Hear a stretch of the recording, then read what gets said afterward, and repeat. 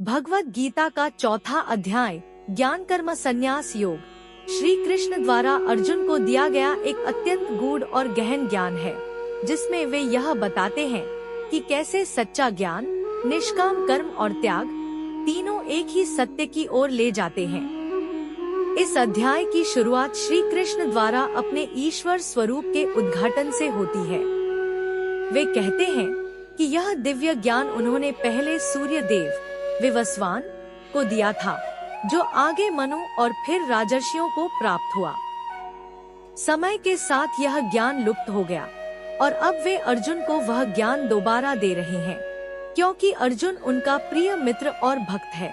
श्री कृष्ण पहली बार स्पष्ट रूप से कहते हैं कि वे अजन्मा हैं, लेकिन जब जब धर्म की हानि और अधर्म की वृद्धि होती है, तब तब वे स्वयं को प्रकट करते हैं। उनका उद्देश्य है सज्जनों की रक्षा, दुष्टों का विनाश और धर्म की स्थापना। यह श्लोक यदा यदा ही धर्मस्य गीता का एक अत्यंत प्रसिद्ध और प्रेरणास्पद श्लोक है, जो हमें बताता है कि ईश्वर सदा अपने भक्तों के साथ रहते हैं और संसार में संतुलन बनाए रखने के लिए अवतार लेते हैं। इसके बाद श्री कृष्ण अर्जुन को सिखाते हैं कि कैसे कर्म जब ज्ञान और समर्पण से किया जाए तो वह मोक्ष का मार्ग बन जाता है। केवल कर्म करना ही पर्याप्त नहीं, बल्कि उसे फल की इच्छा के बिना ईश्वर को समर्पित भाव से करना आवश्यक है। ऐसा कर्म यज्ञ कहलाता है, आत्मा की शुद्धि का माध्यम। श्री कृष्ण यज्ञ के अनेक प्रकार बताते हैं, जैसे ज्ञान यज्ञ, इंद्रिय संयम यज्ञ, स्वधर्म पालन का यज्ञ।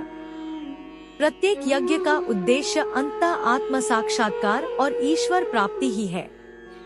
श्री कृष्ण ज्ञान की महिमा का वर्णन करते हुए कहते हैं कि जैसे अग्नि ईंधन को भस्म कर देती है, वैसे ही आत्मज्ञान सारे पापों को भस्म कर देता है। जो व्यक्ति शंका और मोह से मुक्त होकर श्रद्धा और भक्ति के साथ ज्ञान प्राप्त करता है, वह जीवन मुक्त हो जाता है। वे कहते हैं कि न तो केवल त्याग और न ही केवल कर्म, बल्कि ज्ञानयुक्त उद्देश्यपूर्ण कर्म ही सच्चा मार्ग है।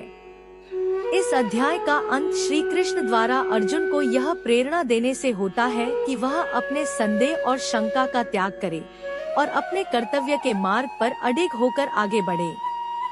वे कहते हैं, अपने हृदय में उठी इस अज्ञानता को ज्ञान की तलवार से काट दो और कर्मयोग के मार्ग पर चल पड़ो।